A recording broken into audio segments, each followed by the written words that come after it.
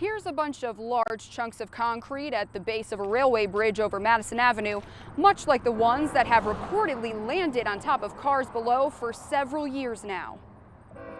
Our reporting on the issue goes back to at least 2017, when falling debris damaged an IMPD squad car. Multiple witnesses, including an officer, saw people on the bridge at the time and suspected they threw chunks of concrete. 8 years later, the question remains, where is the debris coming from and who's responsible for any damage or injuries? Things cannot just break off and be available for people to throw off the side of a railroad track. Okay, or off the side of a roadway. I mean, there should not be that issue. The second thing is you need to have police presence. Dan Chamberlain is a personal injury lawyer with Cohen Malad. He says the responsibility is shared, from the government agencies in charge of inspections to CSX with the power to secure its own property to the trespassers. They shouldn't be up there in the first place. But even if they're up there, that doesn't account for the dozens of complaints and problems that everybody's attributed to, bad concrete or poor design or poor maintenance that has caused these injuries. It's just a matter of time till somebody gets killed. I thought I had been shot and I said, I'm dead.